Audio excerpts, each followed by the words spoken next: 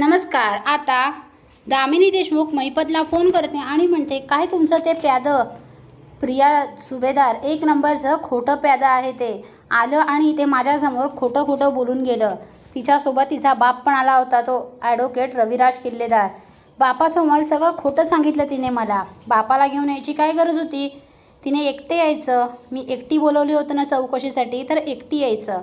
आता तिला एकटीच चौकशी करायची आहे मला तिची, घेऊन या तिला। तेव्हा महिपत म्हणतो ठीक आहे। आणि महिपत आता प्रियाला फोन करतो आणि म्हणतो, काय गं आहेस कुठे? बापाला घेऊन कशाला गेली चौकशीसाठी? एकटं जाता येत नाही का? तेव्हा ती म्हणते, पण आता झाली आहे ना चौकशी, मग आता काय प्रॉब्लेम आहे? महिपत म्हणतो, तुझी एकटीची चौकशी घ्यायची आहे त्या देशमुख बाईला, जा परत, मी पण येते तिथे, तू पण पोच। आहेस कुठे? ती म्हणते, मी इथे माझ्या बाबांच्या घरी आहे। तू तिथे कुठे पण अस, जरी तू जमिनीत गेली असलीस तरी मी तुला शोधून काढेन।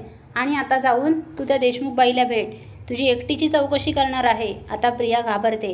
प्रिया म्हणते, कशाला? आता झाली ना माझी चौकशी, आता परत काय करायचं आहे त्यांना चौकशी?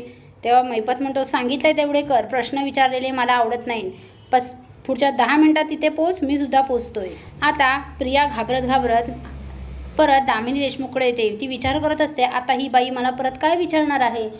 एकदा सांगितलंय ना मी हिला, कोर्टात साक्ष दिली, हिची चौकशी झाली, तो अर्जुन डोक्यावर बसलाय, त्याची चौकशी व्हायची अजून, किती जणांची मी साक्ष देऊ, किती जणांना मी अजून काय काय सांगायचं आहे, किती खोटं बोलू मी अजून?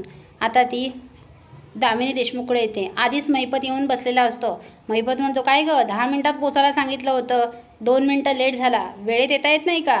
हां देशमुख बाई, ही बघा आली आहे, आता हिला विचारा काय विचारायचं आहे ते। तेव्हा दामिनी देशमुख प्रियाला खूप काही प्रश्न विचारते। त्या प्रश्नांची उत्तरच प्रियाकडे नसतात, प्रियाची तत्तपप्प होते, प्रिया उडवाउडवीची उत्तरं देत असते। हे आता दामिनी देशमुखला समजतं की ही खोटं बोलते। दामिनी म्हणते, किती वेळात कोर्टात खोटं बोलली आहेस आणि काय काय खोटं बोलली आहेस ते सांग। आता प्रियाला काय बोलायचं हे समजत नाही, प्रिया गप्प असते।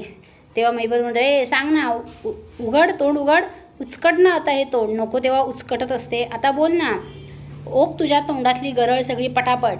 तेव्हा आता प्रिया म्हणते, जे सत्य जे काही मी बघितलं होतं ते मी सगळं तुम्हाला सांगितलं आहे। तेव्हा दामिनी देशमुख म्हणते, हो का? आणि पोलिसांना मेसेज कोणी केला होता विलासच्या फोनवरून? तूच ना? हे सांगितलं नाहीस तू मला? तेव्हा आता प्रिया घाबरते। प्रिया म्हणते, हो हो मीच केला होता, पण तू विलास मेल्याच्या नंतर मेसेज केला आहेस, आधी मेसेज करायचा, मूर्ख आहेस का तू? आता किती प्रॉब्लेम होणार आहे? हे बघा महिपत शिकरे, मी काही तुमची केस आता लढू शकत नाही, कारण तुमच्या केसमध्ये एवढे कॉम्प्लिकेटेड आहेत ना, ती केस खूप कॉम्प्लिकेशन्स आहेत, मी नाही लढू शकत। जे सगळे साक्षीदार आहेत तुमच्या बाजूने बोलणारे, ते सगळं खोटं बोलतात। तुम्ही खोटं बोलता, तुमची मुलगी खोटं बोलते, आता तुमचं हे प्यादंसुद्धा खोटं बोलतोय। नक्की काय खरं, तुम्ही नक्की काय घडलं हेच मला सांगत नाही, मग मी कोर्टामध्ये साक्ष कशी लढणार?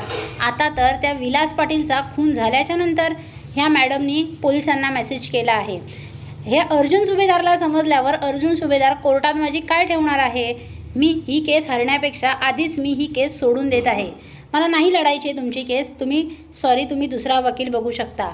आता महिपतला मोठा धक्काच बसतो। महिपत जाऊन दामिनी देशमुखचे पाया पडतो आणि म्हणतो, मॅडम प्लीज प्लीज असं करू नका मॅडम, तुमच्याशिवाय माझी केस कोण लढणार? कोणीही वकील घ्यायला तयार नाही आहे।